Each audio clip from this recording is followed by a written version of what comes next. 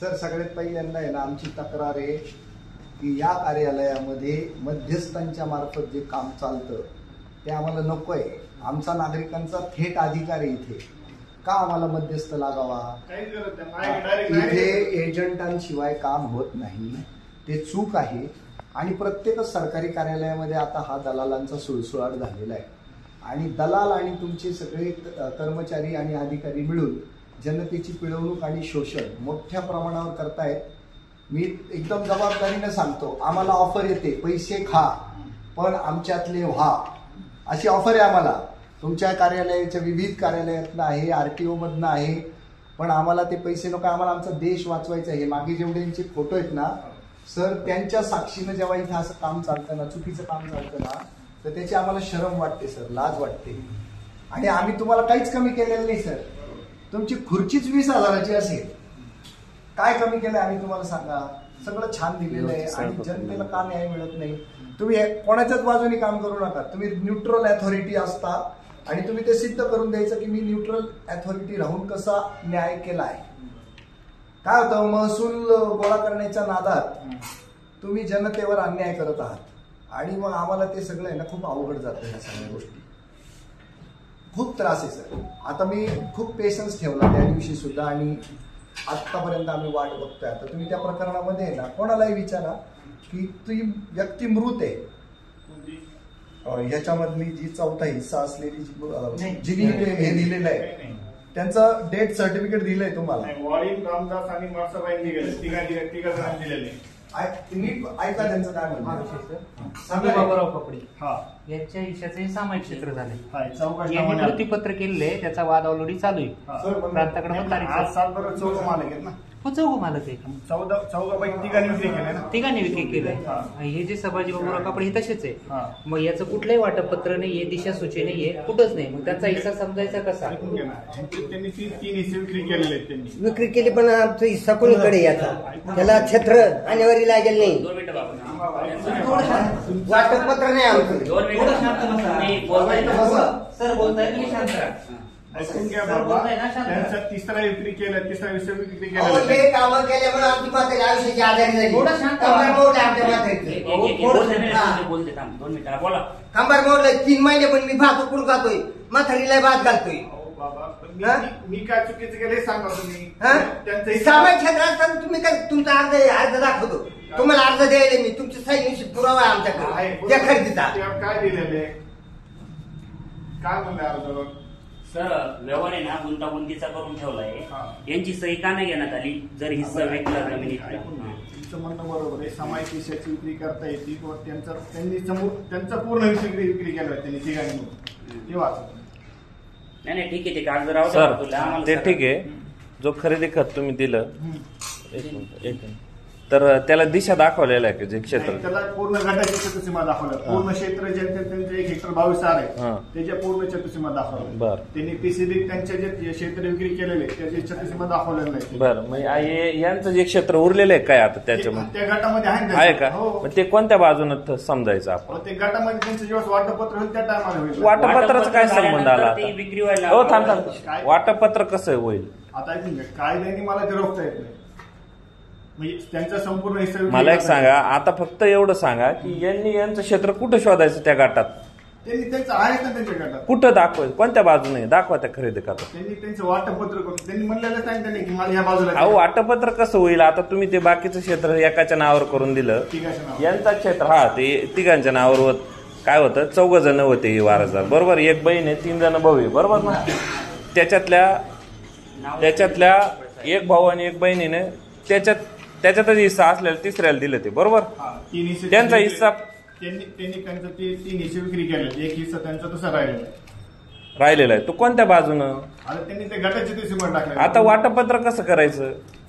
कोणाचं करायचं? माझा विषय नाही ना वाटपत्र. मग जर वाटपत्र झालेलं नाहीये, दिशा पण ठरलेलं नाही, तर खरेदी झाली कसं काय? कोणता कायदा आहे? पुस्तक काढा, ते आम्हाला कलम दाखवा लगेच जागेवर. खरेदी होते ना तर त्याला काय दिशा पण. रेव्हेन्यू मिळवायच्या नादामध्ये ऐका ना, रेव्हेन्यू मिळवायच्या नादात तुम्ही त्या कलमाचा आधार घेऊन तुम्ही ती खरेदी मारून शासनाला महसूल मिळून दिला. पण त्याच्यानं हे जर कॉम्प्लिकेशन्स वाढून जर कोर्ट कचेऱ्या पोलीस स्टेशन सिव्हिल हॉस्पिटल यातना हे सगळं जर होत असेल ना तर ती कलम उपयोगाची नाही. कलम आमच्या सुखासाठी आहे. आलं का लक्षात? त्याच्यात जर माणसांना सुख लाभत नसेल ना तर ते कायदे बदलण्याचे अधिकार लोकसभेमध्ये ठेवलेले आहेत. हे इथून रिपोर्ट गेले पाहिजे की मला जरी इथं ह्या गोष्टींची बंधनं असली तरी जे डोळ्याला दिसतंय की याच्याने कॉम्प्लिकेशन्स होणार आहे, एवढासा रेव्हेन्यू मिळवण्यासाठी मी 2 कुटुंब उद्ध्वस्त करतोय, 2 कुटुंबांमध्ये मी पावडे टिकाव घेऊन बांधावर मारामाऱ्या लावतोय, हे तुम्हाला दिसतं ना डोळ्याला. ते तुम्ही कथन केलं पाहिजे तुमच्या वरिष्ठांनी त्यांच्या वरिष्ठांनी मंत्र्यांनी केंद्रीय मंत्र्याला हे पोहोचलं पाहिजे ना. आज तुमच्याकडे सिन्नरमध्ये पोलीस स्टेशनमध्ये जमिनीच्या वादातनं झालेल्या मारेमाऱ्यांचे प्रकरण बघा किती आहे, आणि सख्खे रक्ताचे भाऊ हे एकमेकाच्या जीवावर उठतात. मग याच्यावर काही तुम्ही सेन्सिबली कामच करणार नाही का? कधीच करणार नाही का? इतकं कसं तुम्ही असं दगड हृदयाने काम करू शकता? दिसतंय ना तुम्हाला हे चुकीचं आहे, या माणसावर अन्याय होतोय, दिसतंय तुम्हाला. थांबलं पाहिजे की नाही? कॉमन सेन्स आहे. आणि तुम्ही म्हणत आहात ना ते कायद्याने बरोबर आहे, तर मी त्याच्यामध्ये म्हणणार नाही कायद्याने चुकीचं नाही म्हणून. ते बरोबर केलंय तुम्ही, त्याच्याबद्दलही वाद नाही. पण दिसतंय डोळ्याला की हे काही अंशी तरी हे चुकीचं होतंय आणि एका कुटुंबावर अन्याय झाल्यामुळे 2 कुटुंब पेटून उठतायत, एकमेकावर धावून जात आहेत. आज त्यांच्या मिसेसच्या फासळ्या तुटल्या, मणका तुटलाय. काय करायचं? त्याचं उत्तर आहे का? आणि हे यांच्या घरातच आहे असं नाही. तुम्ही रोज जेवढ्या काही रजिस्ट्री करतात ना त्याच्यातले 30% प्रकरण वादाचे असतात सर. तर ते उघड्या डोळ्यांनी बघावं लागेल. शेवटी कायदे आमच्या सुखासाठी बनलेले आहेत. कायदे नुसतेच राबवायचे म्हणून राबवायचे नसतात. अनेकदा न्यायाधीश अशाच पद्धतीनं वागतात की त्याच्यात माणसं जगली पाहिजे. माझं हे सार्वभौम जे राज्य आहे ना ते माझ्या सुखासाठी बनलंय ना सर. हे संविधान आमच्या सुखासाठी ना. हे एवढे फोटो कशासाठी लावले? सगळंच कायद्याने नाही चालत, मानवतेने पण बऱ्याच गोष्टी घ्याव्या लागतात. आणि इथं मानवता आम्ही कामकाजात आणताना सुद्धा पुढे फोड कशी करायची आणि कोणत्या दिशेने यांचं जमीन आहे याचं उत्तर तुमच्याकडे नाही ना, तर तिथं तुम्ही थांबायला हवं होतं. या गोष्टीचा खुलासा होत नाही. मला इथं थांबलं पाहिजे, वरिष्ठांकडून त्याचा सल्ला मागवला पाहिजे की इथं सर वाद पेटणार आहे, इथं पावडे आणि टिकाव त्या बांधावरच चालणार आहे, काय करायचं हे व्हायला पाहिजे ना सर. आणि किती मिळून किती मिळाला असेल शासनाला महसूल? तुम्ही सांगा तर बरं. सांगा किती महसूल मिळाला असेल शासनाला? 60,000 रुपये लागले. 60,000 रुपयासाठी जर 2 कुटुंब दणादण जळत असतील आणि ते पेटून उठत असतील, एकमेकाचा जीव घ्यायला उठत असतील, तर ते परवडणार आहे का आपल्या शासनाला? माझ्या देशाकडे कोणतं सौंदर्य आहे आज? फक्त 150 कोटी जनता. या व्यतिरिक्त माझ्याकडे काय सांगा बरं? मला नेपाळ सारखं करून चालेल का? माझ्या हाताने मी हे सगळं पेटवू का? चालणार का? मला नाही करायचं आहे ते. कारण हे उभं राहिलं आहे ना मला 78 वर्ष लागली. आम्ही सेन्सिबल भारतीय नागरिक आहोत. आम्हाला नाही आमच्या हाताने. आम्हाला काय पाहिजे? जे चुकीचं चाललं ते थांबवा ना.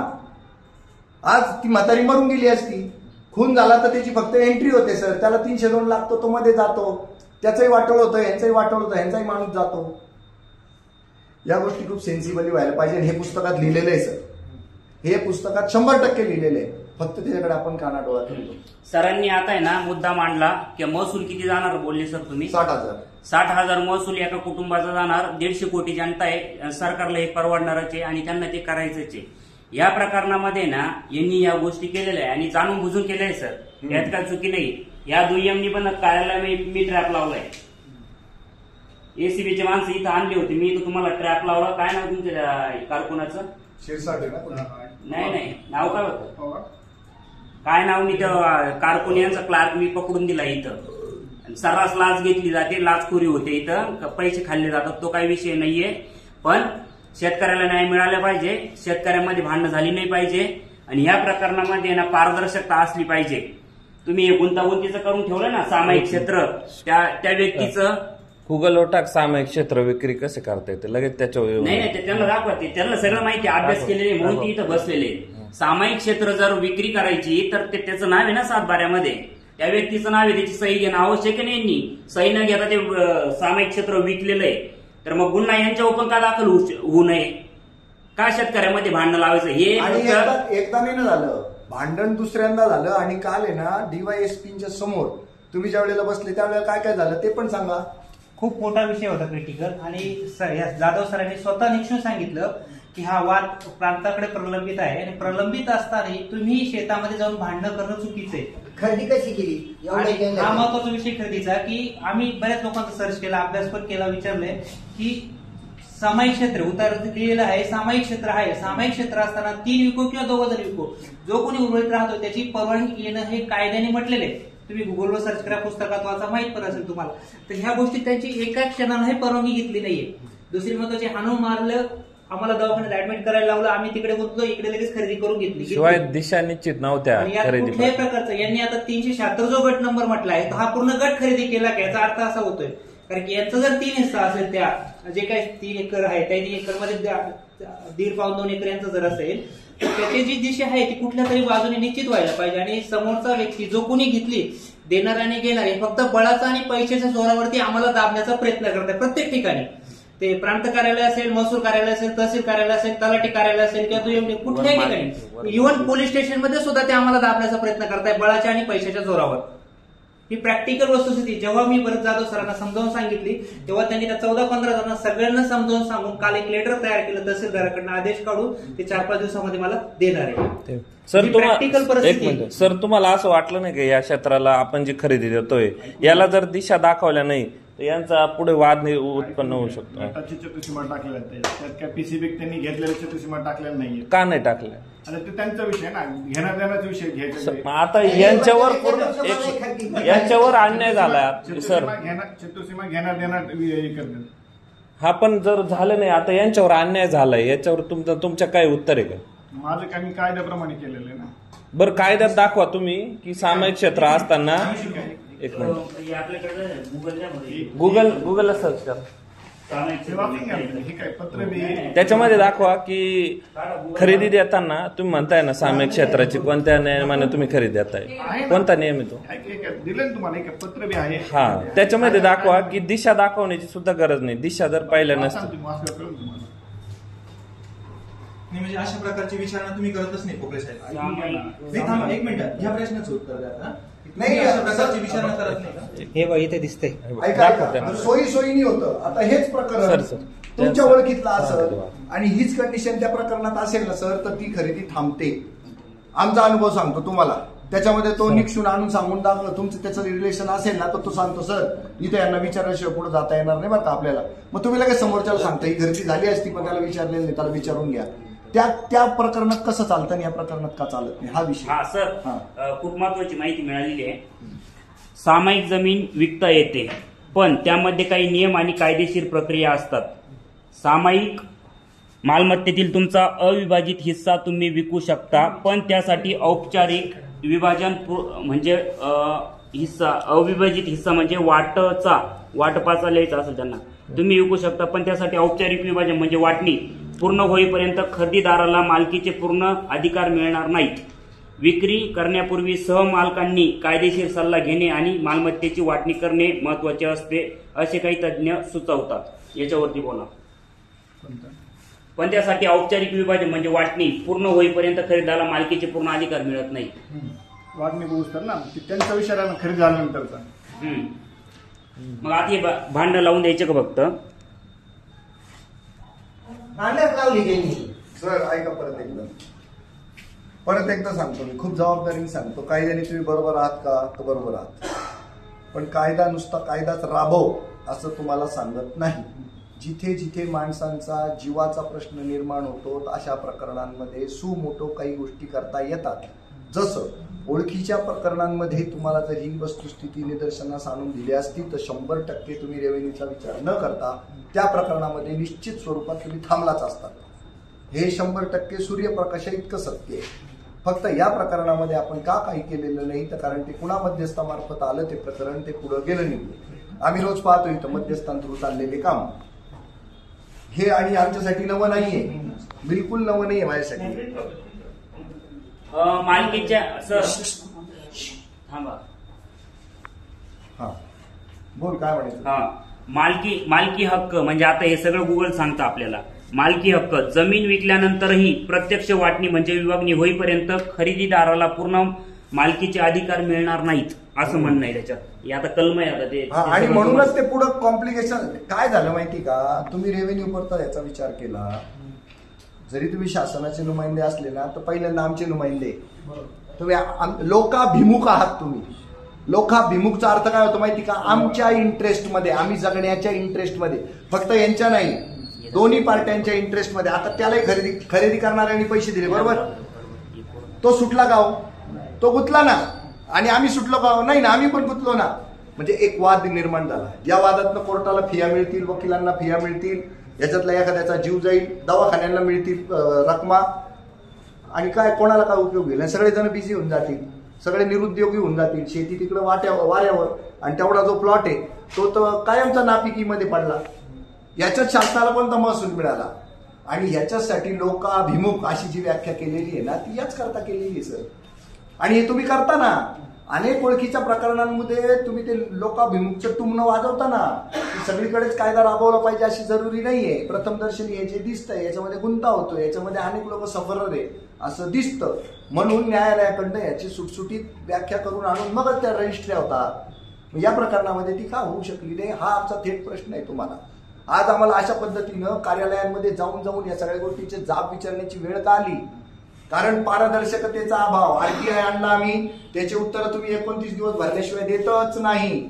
हळूहळू त्या आरटीआयचं सुद्धा वाट लावायचा प्रकार सुरू आहे.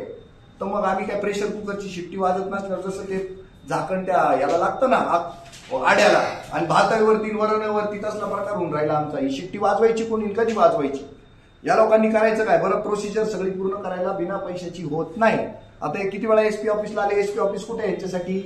हे राहतात कुठं? देशवंडीला. एसपी ऑफिस कुठे? आडगावला. कसं जायचं, कसं यायचं? कारण खालच्या पातळीवर पोलीस स्टेशन किती बदनाम आहे, त्यांच्या विश्वासार्हतेचं कसं खोबरं झालेलं आहे, हे सगळे जण सांगतील तुम्हाला. आणि सरळ प्रत्येक सरकारी कार्यालयाची विश्वासार्हता संपली. जनतेनं करायचं काय? करायचं तरी काय? आणि जो साक्षीदार आहे लहानगे, तो डायरेक्टली सांगतो दुय्यम निबंधक काही करू शकणार नाही, पोलीस पण काही करणार नाही, सगळं मॅनेज केलंय. डायरेक्टली सांगतो. तो लहानगे एजंट आहे, तो लहानगे दलाल आहे याच्यातला. तुमच्या काही कुठे जा, काहीच होणार नाही. डायरेक्ट बोलतो. करायला पुढे येतो, उकसवायला पुढे येतो. अक्षरशः प्रांत म्हणजे एजंटांनी आता एजंटांनी जमिनी देताना घेताना आता हे पण सुपाऱ्या घेतल्या आहेत का की मारामारीची माणसं पण मीच पुरवी? हा इफेक्ट कुठपर्यंत चालला बघा तुमच्या 60,000 रुपयाचा रेव्हेन्यू कमवण्याच्या नादात. आणि 60,000ला अजून अन्य फाटे 2 नंबरनी कसे आहेत ते तसं उपस्थित सगळे सांगतील, पण मी त्याच्यावर बोलणार नाही. मी फक्त रेव्हेन्यू बद्दल बोलेल. पण परिस्थिती अतिशय गंभीर. तुम्ही या सगळ्या गोष्टींचा विचार करायलाच पाहिजे सर. आणि आम्ही याच्यामध्ये सर कसं आम्हाला सरकारी अधिकाऱ्यांना ओढता येईल याच्यासाठी डोकं लावतो आहोत. कारण ह्या खुर्च्यांना सुद्धा कुठेतरी नियंत्रणात आणणं, लगाम लावणं खूप जरुरी झालंय. स्वातंत्र्य आहे, स्वैराचार नकोय. हा स्वैराचार होतोय. लोकांना उकळ्या फुटतायत. नेपाळ नेपाळ नेपाळ नेपाळ. लोक नेपाळच्या चिपळ्या वाजवून राहिले. मी लोकांना म्हणतो नाही नेपाळ, माणसं सरळ करू आपण, ही सिस्टीम सरळ करू, पण अराजकता नाही. आम्ही नाही समर्थन करणार. नेपाळचं नाही करणार, श्रीलंकेचं नाही, इंडोनेशियाचं नाही, बांगलादेशचं नाही, ब्रह्मदेशचं नाही करणार आम्ही समर्थन. नाही होऊ देणार आम्ही ही परिस्थिती इथं. तुमची पण जबाबदारी आहे ना असं होऊ न देण्यासाठी. किती हा उद्वेग आहे, किती हा संताप आहे. तुम्हाला माहिती, मी आता इगतपुरीला गेलो. मी इगतपुरीचं मिटून आलो. मोढाळा नावाची ग्रामपंचायत आहे, शिरसाटे नावाची ग्रामपंचायत आहे. त्या ग्रामपंचायतीमध्ये ग्रामसेवक आणि सरपंच मिळून केलेला सगळा भ्रष्टाचार तिथं 5 जणांची लावली आम्ही चौकशी समिती. त्या चौकशी समितीचा अहवाल हा सगळा भ्रष्टाचार आहे. ते सगळं निपटून आम्ही तुमच्याकडे आलोय. किती टोकं आम्ही जोडायची मला सांगा. आणि ती फुकट नाही जोडली जात. याला 1000 रुपयाचा गॅस दिलाय आम्ही, त्या दुसऱ्या गाडीवाला 1000 रुपयाचं पेट्रोल दिलंय सर आम्ही. शिवाय ते बायका पोरं सोडून आलेत आमच्या बरोबर. आता ही जी जनता आहे ना मला पाहायला आलेली, यांचा काही संबंध नाही आपल्या या प्रकरणाशी. मी तुम्हाला म्हटलं ना, मी प्राणी संग्रहालयातला प्राणी झालोय. मला बघायला लोक मागं पुढं पडताय. का बरं? तर त्यांना सत्याचा शोध घ्यायचा आहे. असत्य शोधकी माणूस आहे असं त्यांना वाटतंय. आणि तुम्ही नाही जाहीर कबुली देऊ शकणार या सगळ्या गोष्टींची की हो अनाबंदी चालू आहे. कारण तेवढी हिंमत तर या खुर्चीने ठेवलीच नाही तुमच्यामध्ये. या सिस्टीमने तुम्हाला एकदम विकलांग करून टाकलेले आहे. आणि त्या विकलांगतेचा दुष्परिणाम आमच्यावर होतोय. आणि कुठपर्यंत आणि कितपर्यंत सहन करायचा हा पण तो प्रश्न आहे ना. आज आम्ही एका बहिणीला खूप त्रास होतो म्हणून भावाने ना त्रास देणाऱ्याला उचललंय आणि आगवा केलंय असं आम्हाला कळलंय. पण आगवा करणं म्हणजे काय कायदा हातात घेतलाय त्यांनी. म्हणून ती क्लिप मी शेअर केली. म्हणून ते पोरं म्हणे आम्ही आयुष्यात उद्ध्वस्त होऊन जाऊ, तुम्ही ती क्लिप शेअर करू नका.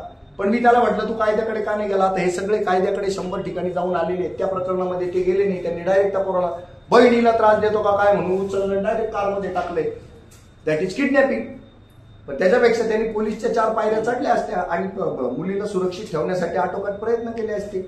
काही प्रॉब्लेम नाही. हा सिस्टीमचा दोष आहे. सिस्टीमने त्याला त्याच्या बहिणीला एका मिनिटात सुरक्षितता द्यायलाच पाहिजे, दिली नाहीये म्हणून त्यांनी कायदा हातात घेतलेला आहे. पण मी त्याचं समर्थन नाही करू शकणार. कायदा हातात नाही घ्यायचा. आम्ही पण कायदा हातात नाही घेत. हे तुमच्या कार्यालयांमधून लाईव्ह करणं याच्यावरनं किती बवाल झाला. जेव्हा की सुप्रीम कोर्टाच्या ऑर्डर्स आहेत तुमच्याकडे, सगळ्यांकडे आम्हाला लाईव्ह करताच येतं. पण इथं जर बाई बसलेली असती ना, तिने त्याचा गैरफायदा उचलला असता. लगेच 353 354 ढुंक वाजवलं असतं. या मर्यादांमध्ये सुद्धा राहून आम्हाला न्याय मागावा लागतो. तर या भावना समजून घ्या. हा देश आमचा आहे. या देशाचे मालक आम्ही आहोत आणि या आमच्या भल्यासाठी हे सगळं आहे. कायदा, सुरक्षा, तुमची खुर्ची, त्याच्यातले तुम्ही, तुमचा पगार हे आमच्या सुरक्षेसाठी. आणि जर आम्हाला आमची सुरक्षाच भेटत नसेल तर काय उपयोग. सर, भारतरत्न डॉक्टर बाबासाहेब आंबेडकरांचं एक वाक्य आहे, देशातील सर्वात सुंदर जी गोष्ट असेल ना ते देशाचं संविधान आहे. पण ते जे राबवणारे हात जर मातीचे असतील ना तर त्याच्यासाठी गंभीर आणि त्याच्यासाठी भयंकर गोष्ट कोणती नाहीये. तर हेच आता ना आपल्याला पोलीस स्टेशन झालं, हे महसूल झालं, याच्यामध्ये आपल्याला बघायला भेटते. काय कारण आहे या माणसाने इथं यायचं, याने मार खायचं, डबल मार खालाय. सर्कल तलाठी आली होती पंचनाम्याला, ज्याने खरेदी घेतली त्याचा अजून पुरावा नाही. नुसती खरेदी घेतली त्याचा उतारा नाही. ते लगेच त्याला म्हणले तुम्ही काल आले इकडे. आम्हाला त्याने खाली बोलून घेतलं. आम्हाला तिकडे गेलो, लगेच धावली. ते 15 जण, आम्ही 2 जण म्हातारींनी ना याच्या एक मुसकाठी मारली, कानात मारली. मी कानात अजून सर्टिफिकेट घेईल नाही इडून. म्हणजे तुम्ही हा वाद लावला राजन भरण्याकरता. हे बघा 74 वर्षाचं वय. मला अजून हे बापान शिकवलं नव्हतं या पायरीला यायला. पण 74 वर्षाच्या वयामध्ये तुम्ही मला इकडे बोलावले. मी काल जाधव साहेबांना सुद्धा त्यानं मान्य केलं. जमीन राहिली, जमीन जागा होत्या 15ला उभं केलं. म्हणत जर याच्यात मटेरियल झालं, एखाद्यात खून केला 74 वर्षाच्या म्हातारीचा का म्हाताऱ्याचा, तर तुम्ही काय करणार त्या जमिनीला. तुम्ही जमीन घेताना विचार नाही करू का. कशा हिशोबावर तुम्ही पैसे दिले पाहिजे. सामायिक क्षेत्र धडधडीत उतारा बॉम्ब मारतोय म्हणून तुम्ही विचारायचं कमीत कमी. बरं, तुमची ती प्रोसिजर आहे ना त्याच्याप्रमाणे त्यांनी अर्ज केला की तुमच्याकडे तो लाकडी ठोकळा शिक्क्याचा तयारच आहे. तो लगेच पलटी केला की त्याच्या पाठोड्यात तो शिक्का मारून लगेच थोबड्यावरच मारतात आमच्या तुम्ही. आणि एकदम टेक्निकली लिहिलेलं आहे ते. प्रत्येकाला ते लागूच आहे. तुमच्याकडे तो अर्ज आला रे आला का त्याला पालथा पाडायचा, त्याच्या पाठीवर तो ठप्पा मारायचा, लगेच तो थोबड्यावर त्याचा तो अर्ज देऊनच टाकायचा. मग उपयोग काय आमच्या त्या अर्जाचा. जर तुमची प्रोसिजर ठरली आहे आणि फक्त कळलं वाद आहे म्हणल्यावर त्याच्या पाठीवर लगेच शिक्का तयार आहे. दाखवतो कागद 1 मिनिटात ती प्रोसिजर केली तुम्ही. हे बघा, हा इकडे आम्ही तुम्हाला अर्ज जमा केला तर लगेच पाठीवर लगेच शिक्का मारून आम्हाला दिला की आम्ही कसे चुकीचे आहोत, आम्ही कसे बेकायदा आहोत. आपल्याकडे कोर्टाचं स्टे असं रोखता येत नाही खरेदी.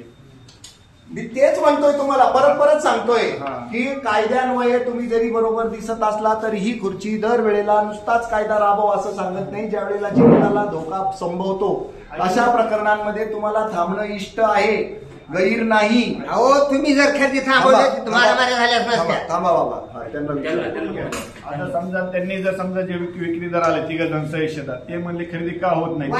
तुम्ही काय विचारलं. ऐकून घ्या बाबा, माझं म्हणणं काय, समजा त्यांनी म्हणले मला अंडरटेकिंग द्या, लिहून द्या, का करीत नाही. तुम्ही कशा आधार लिहून द्यायचं तुम्ही सांगा मला. कायद्याप्रमाणे कशी होत नाही. कायद्या तुम्ही ऐका. ह्या 376 मध्ये त्याचा वाढीचा होता वाळीबा बाबरा होता, यांना वापला. आज ज्यानं खरेदी केली त्यानंच गेले तो हिस्सा 20 वर्षापूर्वी. तर या आमच्या सदुभाऊची सही झाल्याशिवाय नोंद झाली नाही. सॅनिटायझर आपलं आमच्या झटे झाले. जेव्हा सदुभाऊला आम्ही सही म्हणलो 10 नंबर दिले सोडून, त्यानं वापले, त्याच्या नवरा केला सोडून ते सही करून बाजून आपण हात माझी सुद्धा बसायचं नाही परत. त्याची सही झाली तेव्हा नोंद झाली. तिथं वाढणार झालं तरी सर गटामध्ये असल्यामुळे त्याची सही लागत होती. आणि हे खरेदी विक्रीमध्ये ना एजंटची ना मोठ्या प्रमाणात घुसखोरी झाली आहे. आणि एजंट लोक काय करतात, यांना हे सगळा गुंतागुंती माहिती आहे. हे असं सदुयम निबंधक असतील आणि ते एजंट असतील ना, हे हातात हात घालून ना कायद्याचा आधार घेऊन ना बरोबर आहे ना माणसं अडकवतात, यांचे ना लढाया लावतात, यांचे डोके फुटतात आणि यांचा फायदा याच्यामध्ये होतो. पगारा यांच्या हात लागत नाही. मस्तपैकी यांचं सगळं व्यवस्थित चालतं. पण हे काय करायचं, ही जनता मरते ना. 150 कोटी जनतेच्या जीवावर आपलं सगळं व्यवस्थित चाललं असताना आपण चौकटीतले उत्तर देतो. कायदा हे म्हणतो, कायदा ते म्हणतो. वाटप पत्र झाल्याशिवाय तुम्ही 7-12 याचं नाव आहे ना, या व्यक्तीचं नाव आहे ना, तर याची सही न घेता तुम्ही जमिनीचा व्यवहार केलाच कसा, हा माझा प्रश्न आहे तुम्हाला. नाही, आणि कायद्याच्या चौकटीत चालतं तर बेकायदा कायदे कामं पण भरपूर चालतात ना. नाही, तो जो कायदा ते म्हणताय ना, असा कायदा आहे की सामायिक क्षेत्राची आपण अविभक्त तो हिस्सा जो आहे तो दुसऱ्याला देऊ शकतो, तर मग यांचा वाटा कोणत्या बाजूने शोधायचा सगळ्यात मोठा प्रश्न तोच महत्वाचा आहे. ती गोष्ट त्या कायद्यात लिहिलेली का हे पण विचारू ना आपण त्यांना. ती गोष्ट त्या कायद्यात लिहिलेली का की लोकांमध्ये वाद लावून दिला तरी चालेल पण हा कायदा राबवायचा. मग आणि तुम्ही कसं केलं तुम्हाला सांगतो, एक मिनिट, मग तुम्ही कसं केलं? दिशा दाखवलेली नाही. ते क्षेत्र काय वडिलोपार्जित प्रॉपर्टी पूर्ण विक्री केलेलं आहे. यांचा हिस्सा त्यांचा हिस्सा राहिला ना कोणत्या बाजूनं?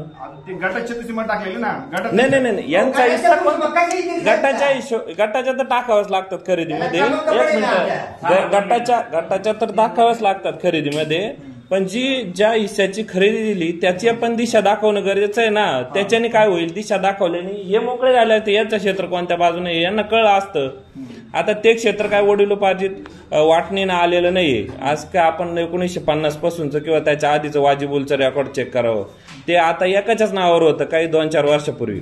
त्याच्यामुळं काही जास्त हिस्ट्रीत जाण्याची आवश्यकता नाही. त्याच्या काही दिशा कुठं दाखवलेल्या नाहीये भूतकाळामध्ये. तर आता एकाच्या नावावरून चौघांच्या नावावर आलं तर त्याला दिशा नव्हत्याच गटाला कधीच. या चौघांचे जे सामायिक क्षेत्र आहे ते ज्यावेळेस त्यांच्या काय म्हणतो आपण वारस नोंद झाली त्यावेळेस काय दिशा दाखवलेली नाही की यांचं क्षेत्र कोणत्या बाजूनं, त्याचं कोणत्या बाजूनं, त्याचं कोणत्या बाजूनं. त्याची तुम्ही खात्री केली नाही. खात्री न करता तुम्ही खरेदी मारून दिली. मग यांनी क्षेत्र यांचं कोणत्या बाजूने शोधायचं? शेवटी पोलिसांना कळलंय की यांचे जीव जर वाचवायचे असतील तर त्या शेखर जाधव ना भरत जाधव सरांनी त्याची छाननी केली आणि त्या 15 लोकांच्या टोळक्याला नियंत्रणात आणलं. वास्तविक रेव्हेन्यू मधला व्यवहार त्यांचा पोलिसांशी काही संबंध नाही, हा दिवाणी व्यवहार झालेला. शेवटी त्यांनी आउट ऑफ बॉक्स येऊन त्याचा अभ्यास करून त्या लोकांना नियंत्रणात आणलंच की नाही. त्याच पद्धतीनं या व्यवहाराला सुद्धा नियंत्रणाची जोड तुमच्या खुर्चीतनं मिळायला पाहिजे. ती तुमच्या कर्तव्याचा हा भाग होता, पण तसं नाही ना झालं सर. आणि त्यांना बोलवलं असतं तर काय फरक पडला असता? काहीच फरक पडला नसता. या व्यवहारामध्ये ना या व्यवहारामध्ये ना सरळ मध्ये एजंट आहे, एजंट मार्फत सगळ्या गोष्टी चालतात. तो छाती ठोकपणे सांगतो हा व्यवहार मी करून देईन, राहू दे तो कसा कायदेशीर असू किंवा बेकायदेशीर असू मी सगळं करून देतो. आणि तो कोणाच्या जीवावर? तो तर आहे तर agent. On behalf of this office तो छात्या ठोकून सांगतो हा व्यवहार मी पूर्ण करेन. म्हणजे कसं हो? तर ही सर समस्या आहे. त्याच्यात सखोल तुम्ही अभ्यास करणं जरुरी आहे. इथून पुढच्या तरी केसेसमध्ये ना खूप काळजी घेत चला. लोकांचे वाद मिटवणं हा सुद्धा तुमच्या कर्तव्याचा भाग आहे. आणि तुम्हाला कुठपर्यंत अधिकार आहे तिथपर्यंत तो जरूरच अधिकार वापरले गेले पाहिजे आणि त्याच्यामध्ये त्यांना रोखलं पाहिजे. आणि त्याच्यातनं सुटसुटीत स्वच्छ सूर्यप्रकाशा इतकी स्वच्छ खरेदी जर करायची असेल तर असं करावं लागेल. हा तुमच्या कर्तव्याचा भाग आहे. हे सांगताना मला कुठल्याही गोष्टीचा आधार घेण्याची गरज नाही. कारण जो मानवतेसाठी काम करतो ना तर संविधान मानवतेसाठीच बनलेलं आहे आणि कायदेशीर बाबी त्यानंतर येत आहेत, हे लक्षात ठेवायचं. सरकारी कार्यालयांमध्ये ना एजंटचा सुळसुळाट झालाय का? हो झालाच आहे. सहदुय्यम निबंधक कार्यालय हेच फक्त भ्रष्टाचार करतंय का? आता सिन्नर सहदुय्यम निबंधक कार्यालयामधून मी बोलतोय आणि आम्ही निर्भय महाराष्ट्र पार्टी काम करत असताना निफाड झालं, तुमचं सिन्नर झालं, येवला झालं, चांदवड झालं, प्रचंड फोन येत आहेत शेतकऱ्यांचे. आणि हेच लपडे सर सगळे, हेच प्रॉब्लेम सगळे गुंतागुंत तुम्ही करून ठेवली आहे. तुम्ही ना एकमेकांमध्ये भांडणं लावले आणि जनता घाबरते ना, या खुर्चीला घाबरते, एवढ्या टोकं दाखवते, या टोकांना घाबरते. पुढे गेल्यानंतर 353 आहे, 300 इथं महिला जर बसली असती ना, मी गेलोय 3 महिने सेंट्रल जेलमध्ये, आता मला टाकलं होतं सेंट्रल जेलमध्ये 3 महिने होतो. याच कारणामुळे प्रश्न विचारतो. काय गैरवापर, खुर्च्यांचा गैरवापर येतो. काय तर आपण मध्ये गेलो तर आम्ही काही चुकीचं काही केलेलं नव्हतं, आम्ही खोट्या गुन्ह्यांमध्येच गेलेलो आहे. प्रश्न विचारला त्याच्यामुळे झोंबलंय. फार जवळ पण नाही गेलो, 10 फुटाहून लांबूनच तुमच्याशी बोलतो. पण तुम्हाला हे दुखतंय का? हे आडवे जातायत आणि हे न्याय मागतायत. पण ही जनताची जी छळ होतो ना या जनतेचा, तो थांबला पाहिजे कुठंतरी. आणि ही जी आनागोंदी चालली ना, शेतकरी माणूस आहे, जगाला पोचतो तो. आज दुपारी 1 वाजेपासून 12:30 वाजेपासून ते आता संध्याकाळपर्यंत तिथं बसले. आम्हाला एवढे काम आटपून यायला वेळ लागलाय. आणि कशासाठी एवढं? हे फक्त मी एक उदाहरण दिलं बरं का तुम्हाला. सर्वत्र चाललेली अनागोंदी आहे, यांच्यावर कोणाचं नियंत्रण लायलेलं नाहीये. कारण वरतूनच यांना टार्गेट असतं. गृहमंत्र्याचं एक वेळेस टार्गेट होतं 100 कोटीचं, ते कुठंतरी उघडं झालं, त्याच्यामुळे ते जनतेला कळलं. नाही ते हे लपून नाहीये बरं का, टार्गेट असतात. सगळ्या गोष्टी मॅनेज असतात. हे काही थांबलेलं नाही किंवा लपलेलं नाहीये. तर हे सगळ्या विषय नाही थांबले पाहिजेत आणि शेतकरी बांधवाला न्याय मिळाला पाहिजे ना. आणि सर मी काय म्हणतो 2, 4, 6, 8, 10, 11 मानव मागे तुमच्या. सर त्यांना स्मरून आहे ना काम व्हायला पाहिजे, त्यांच्या विचारांना स्मरून काम व्हायला पाहिजे. आणि यांनी मानवता सांगितली, माणसं जगली पाहिजे आमची, हेच सांगितलंय त्यांनी. हा निर्विवाद जर झाला असताना व्यवहार सर सोन्याहून पिवळं झाला असतं. तुम्ही आता या प्रकरणाचा पूर्ण अभ्यास करा परत एकदा, परत त्याच्यात काय होते का आम्हाला सांगा. कारण हे बघा पोलिसातनं तर आम्ही प्रकरण थांबवतो, प्रांत लेवलला पण आम्ही थांबवतोच. पण होतं काय, हे फुकट होत नाही ना, त्याला पैसे लागताय. उगत बसल्या खर्च होऊन राहिला ना, काही कारण नाही काही नाही. आणि हेडॅक होतोय तो वेगळा आहे. जुनी म्हण आहे सर, विचित्र आहे थोडी. आपलीच मोरीन मुताईची चोरी, ढिले भांडणं लावून बसा खेट्या मारीत आणि बसा डोके फोडीत. तेच करीत अशी होते. बाहेर झाले आता म्हातारचे मनके मोडले. 1.5 लाख रुपये घेतले 3 महिन्याकडून आजारी. तिने थापून द्यायचं खाटावर, गॅसवर बुजायचं शिजवायचं. पर्याय काय? आणि न्याय मिळण्यासाठी तारखावर तारखा काम केलं नसतं, सामायिक उतार आहे होणार नाही. पुढे जा तुम्ही जिड होत असेल तिड जा. झालं नसतं, कंबर मोडलं नसतं म्हातारीचं. आणि वर परत हरकत घेतली म्हणून धमकी मला दिली जाते की तू हरकत कशाला घेतली, तुला चहा पाणी दिला असता की तुला पैसे दिले असते ना. तू एवढे पैशाचं बळ नाही. 15 दिवसांनी पोलीस स्टेशन आले पंचनामा करायला, जबाब घ्याल पेशंटचं. भावे सर आले तेव्हा ते पंचनामा करायला आले, नाही तर सुनील लांबेने बंडल दिला होता, त्या बंडलमुळे ते येत सुद्धा नव्हते. आता सहनिबंधक आता हे सब रजिस्ट्रार साहेब आहे ना, आता यांच्याकडून चुकी झाली असेल कदाचित बरं का. आता ते कायदेमध्ये दाखवतात, आपल्याला कलम दाखवतात, त्यांच्याकडून चुकी झाली असेल. आता ते अंग सावरण्याचा कसा प्रयत्न करतील आणि कसं स्वतःला वाचवतील, आणि 100% हे वाचवतील देखील. पण ही जी ससेवलफट होते साहेब, हे सामान्य माणसाचा जीव जातोय. म्हणजे ती म्हण कोणती सर, मांजराचा खेळ झाला, उंदराचा जीव गेला. उंदीर रूपी जनता ही शेतकरी लहान गेट छाती ठोकून मांड्या ठोकून सांगूच कसा शकतो. या व्यवहार मी ठोकून पिटून करूनच घेईन. कशाच्या आधारावर? या भ्रष्ट व्यवस्थेच्या आधारावर बोंबलतोय तो, नाही तर कशाच्या आधारावर बोंबलला असतो. आणि हु इज दॅट गाय? तो फक्त एक एजंट आहे. तो एजंट पार शेवटपर्यंत म्हणजे माणसाच्या मारामाऱ्या मॅनेज करेपर्यंत सगळ्या गोष्टींची जबाबदारी घेतो. म्हणजे किती ग्रेट काम. हीच खरेदी सिन्नरमध्ये व्यवस्था 2 ते 3 स्टॅम्प वेंडरनी नाकारली होती. वाटपपत्र झालेलं नाही करायचं, आम्ही हे करत नाही, दुसरे कोणी करत असेल तिकडे जा, तर दुसरीकडे नाही करून घेतलेली. आणि विषय असा आहे सर, इथं एजंटचा सुळसुळाट झालाय का सरकारी कार्यालयामध्ये? हा हो झालाय. आणि तो फक्त सिन्नरमध्ये झालाय का? सिन्नरमध्ये नाही, पूर्ण भारतामध्ये झालाय. त्याच्यामुळे शासनाने आता आहे ना तो GR काढलाय का यांच्या सगळ्यांच्या गळ्यांमध्ये ना आय कार्ड पाहिजे. तुमचं आय कार्ड कुठे आहे? का बरं? कोणत्या कंपनीचे? प्रायव्हेट. ते पण काय ऑपरेटर ते त्यांना द्यावंच लागेल कार्ड. कारण आहे ना त्यांना ऑपरेटर आहेत त्यांना प्रायव्हेट कंपनीमध्ये अपॉइंटमेंट दिली. हा कंपनीचं म्हणणं बरोबर आहे, पण त्या कंपनीचं आयडेंटिटी कार्ड लागेल आणि त्यांना अलाउड केल्याचं पत्र आम्हाला तुम्ही दाखवावं लागेल. तेव्हाच he can seat in that chair. पत्र आहे. हा पण त्यांना पत्र घालायला लावा.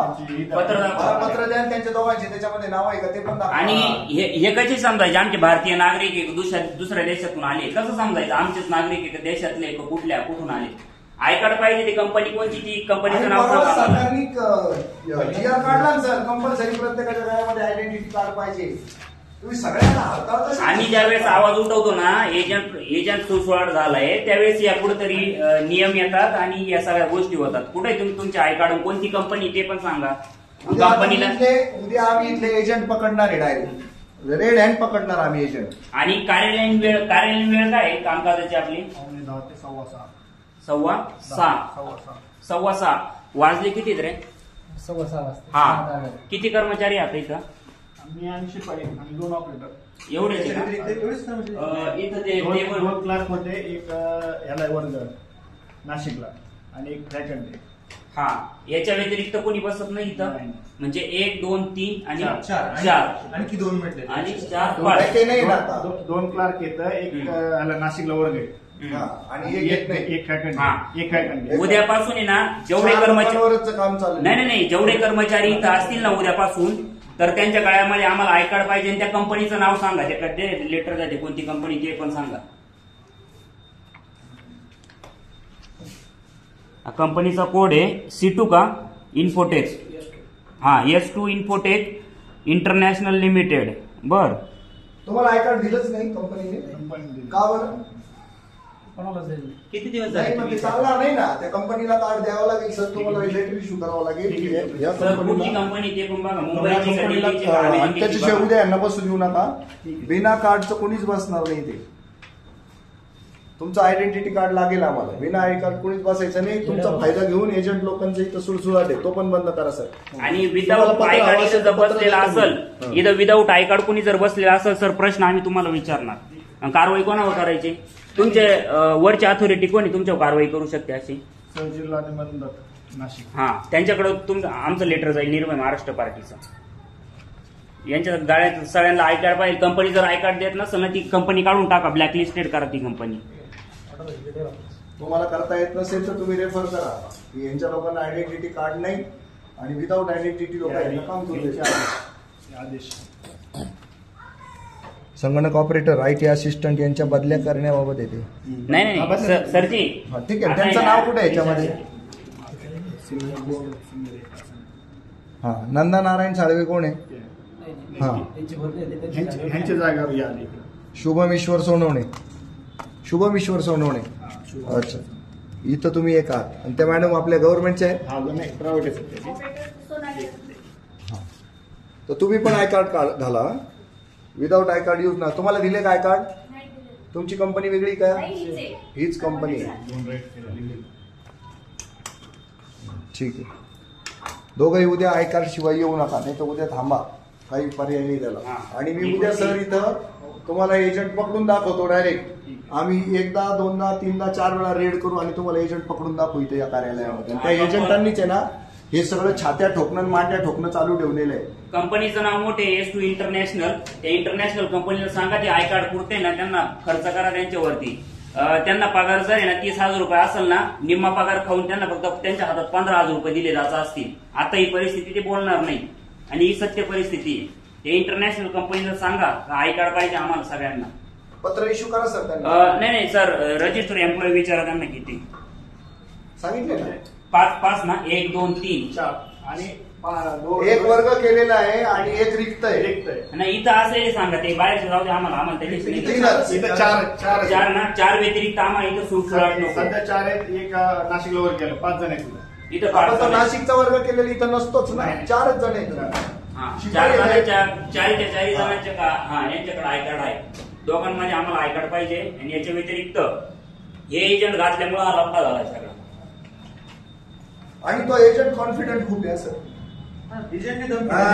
तो दम देतोय, मी हे करूनच दाखवतो तुम्हाला. असंच आहे त्याचं काम. लांबगेचं पूर्ण नाव काय? सुनील बापूसाहेब लांबगे. हा, आणि तोच मारामारीला असतो, सगळ्याला असतो. म्हणजे कसं काय सगळीकडे पुढाकार आहे त्याचा. बाहेर शिवची आपण नाही सांगू बोलू. पण तो इथे येतो ना सर. नाही ना, माझ्याकडे कधी. हा, मग इथं दाखवून देऊ आम्ही तुम्हाला, काहीच प्रॉब्लेम नाही. सीसीटीव्ही असेल तर आपण एक हा. रेकॉर्ड काढू. लगेच रेकॉर्ड काढू. CCTV सीसीटीव्ही मागू का आम्ही तुम्हाला? सीसीटीव्ही नाहीये, सीसीटीव्ही नाहीये. ही मोठ्या पहिल्यापासून नाही, मी यायच्या अगोदर थांबा. सर तुम्ही आता हे बघा, तुम्हाला सीसीटीव्ही कंपल्सरी आहे, आयडेंटिटी कार्ड कंपल्सरी आहे, हजेरी कंपल्सरी आहे, दौरा रजिस्टर कंपल्सरी. ते कंपल्सरी असलेल्या गोष्टी विकलांग होऊन जातात ना, म्हणून आम्हाला विकलांगतेचा सामना करावा लागतो. सर मला पेज द्या. आमची मागणी निर्भय महाराष्ट्र पार्टीची काही सीसीटीव्ही ना 24 तास चालू पाहिजे. लेटर हेड आहे ना. अरे लेटर हेड आहे. हा, ते लवकर काढा. ती बॅग मध्ये आपल्या ते आणलीच नसेल ना नेहमीप्रमाणे आपल्या आदेशांमुळे. काही लेटर हेड घ्या पटकन देऊन द्या. चला बाद झालं ते. चला सर, आता मला आहे ना याच्यामध्ये तुम्ही एकदम हे करा. मला काय मला कळ आणि नाही अंडरटेकिंग काय झालं हे विषय असा भेटतो. सर काय म्हणतात ना, पूर्वी आहे ना हाडळ येत होती गावावर, चिटकी डाकी येत होती, ती 5 घर सोडायची सर. 100त 5 प्रकरणं अशी येतील जे खूप कॉम्प्लिकेटेड आहे, ते सोडणं जरुरी आहे. आणि तर मानवतेला अनुसरून कायद्याची अंमलबजावणी होते असं म्हणता येईल, अन्यथा तसं म्हणतात.